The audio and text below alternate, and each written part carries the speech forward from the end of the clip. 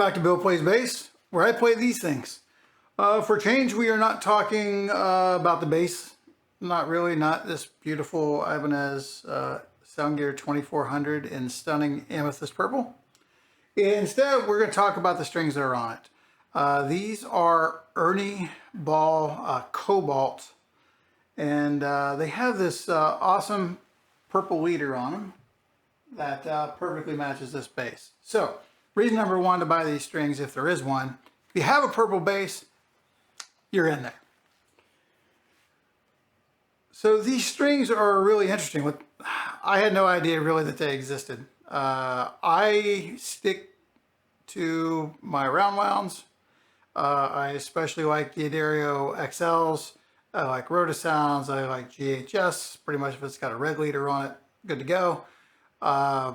There are other brands out there as well that I've tried that I've liked, actually Ernie Ball Slinkies. But I would always buy a roundwound string. That's just what I think that I prefer. And I recently purchased this bass used, and it came with a set of Ernie Ball Cobalts on it. So what's supposed to be different is what they're made out of. It's an iron cobalt alloy versus a nickel alloy, stainless steel, some combination thereof. Well, a lot of people are calling these flats. Ernie Ball doesn't seem to call them flats, but they feel like flats. In this case, this is a very thin gauge. This is a 95 to, I believe, a 40. I like thin strings, and these are thin. The way this bass is set up, the bass plays a little noisy. It almost needs like a little more, a little less action, a little more height to quiet it down a little bit. But the shtick out there on these strings is that they're bright and bassy, and they feel smooth as silk, which they do. And they're supposed to be a roundwound string. And when I look at it, I'm like, yeah, that looks like a roundwound string. But when you feel it, it feels nothing like it. So I'm not sure if they wrap these different, if they're coated. I tried to get some info online, and the Ernie Ball website wasn't really that informative about exactly what's going on, other than the fact that it's made out of something different. But while they feel like flats, they sound mostly like a roundwound, but sort of like a little bit more of a dead roundwound. But it's weird. It's not really all that dead. So if we just go for a low E,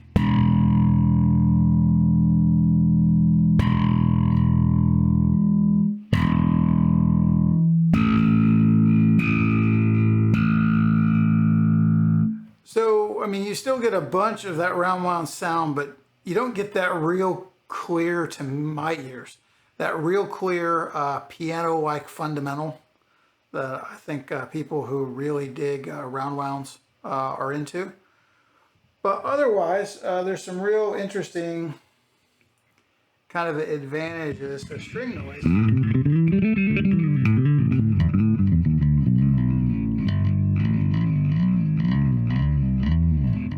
I mean, yeah, you're going to get a little bit of that, but compared to roundwound, you can't even make it do the pick slide noise.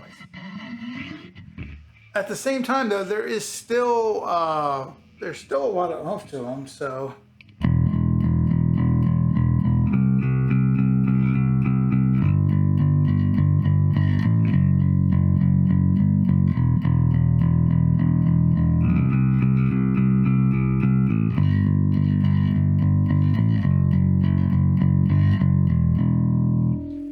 Rattling a little bit because real thin gauge and the actions. So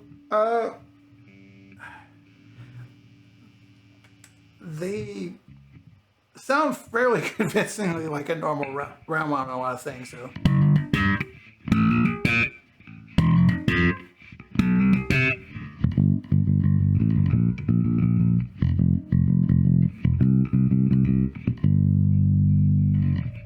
Or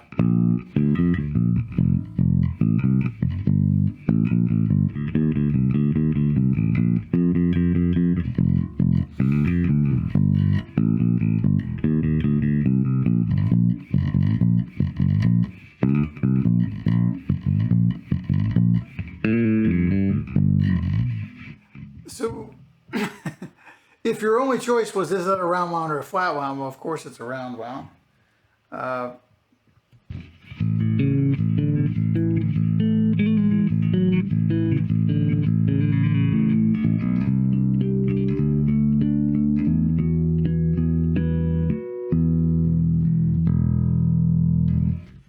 these sound kind of like a tame round wound. Someone that I know that could have used these back in the day. There was this guy's band I saw. The guy I knew was the singer, but of course I'm watching the bassist for obvious reasons. Bill's a bass guy. Come on. So he had a 4003 S5 5-string Rick, you know, unicorn rare, and he had his tone knob turned all the way down. I was like, "What are you doing?" I think he was just trying to hide in the mix. Maybe he didn't know the songs, but it's like, if you wanted to, you know, tame a Rick down and still leave your tone controls up, you know, something like this would work. But yeah, these are interesting strings. I mean, this sound that I'm playing through is pretty darn aggressive. It's kind of in your face, got a lot of mids to it. But I don't know that I'd know that these weren't round wounds if I heard them in context with something like, I don't know, like...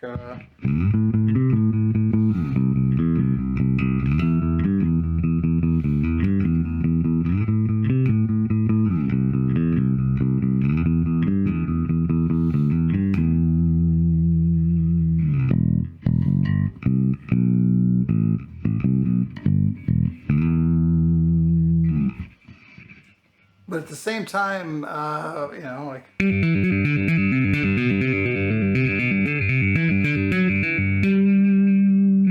It's like they've got that brightness. They just don't have that little bit more of oomph. They don't sound bad like deader round wounds, but they're just different.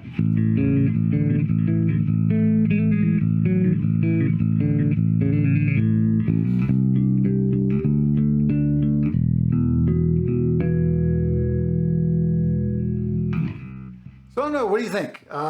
One, have you played these before? Do you like them? Do you hate them? For feel, I mean, they're amazing. You ever hear those stories about, you know, when someone first starts playing bass and they played the bass until their fingers bled? Give them a set of these and it ain't ever going to happen. They could play that thing 24 hours straight from now until the end of time and their fingers are never going to bleed. So I'd love to dispel that myth with these strings. But otherwise, I like them. I mean, if this was what I had to play, I don't think I'd hate it. You know, is it awesome for everything? I don't know.